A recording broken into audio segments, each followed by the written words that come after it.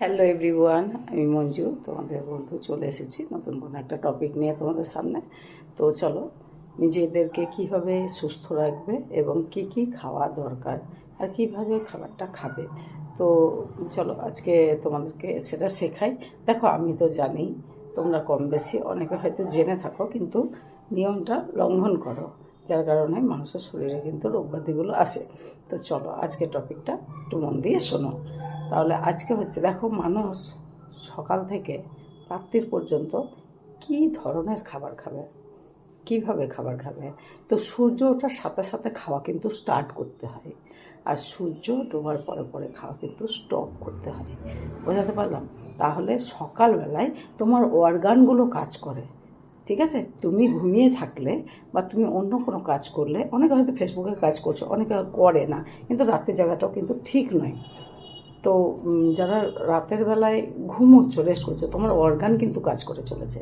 তাহলে সকালে কিন্তু বডি একটা তোমার কাছে ভালো হেলদি ব্রেকফাস্টের আশা করে। তো সকালবেলা একটা হেলদি পুষ্টিকর খাদ্য তোমরা খাও, যে খাদ্যটা তোমাদের বডিতে খুব সুন্দর অ্যাবজর্ব করবে। তো তারপরে আবার দুপুরে মিল তোমরা যেমন নাও তার একটু কম নেওয়ার চেষ্টা করবে, পরে জল দিয়ে ওটাকে মেকআপ করবে।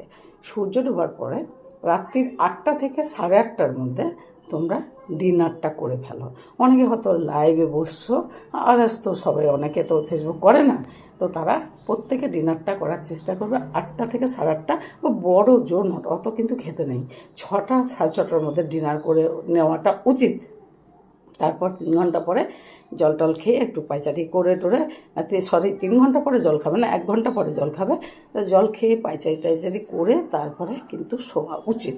তাহলে কিন্তু হার্ট অ্যাটাকের ঝুঁকিটা থাকে না, বা অন্যান্য ঝুঁকিটা থাকে না। দেখো, হৃদরোগের ঝুঁকি কিন্তু রাত্রিবেলাতেই বেশি ঘটে যায়। তো যাই হোক, তোমাদেরকে আমি বোঝাতে পারছি। তো রাত্রে 8টা 8:30টার মধ্যে ডিনারটা করে নাও।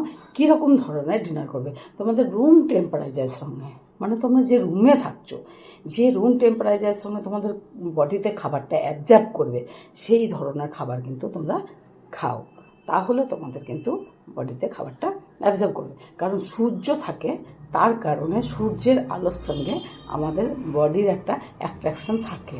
সেই খাবারটা সহজেই আমাদের কী হয়, হজম হয়ে যায়, হজম প্রক্রিয়া বলে, সেই হজমটা হয়ে যায়।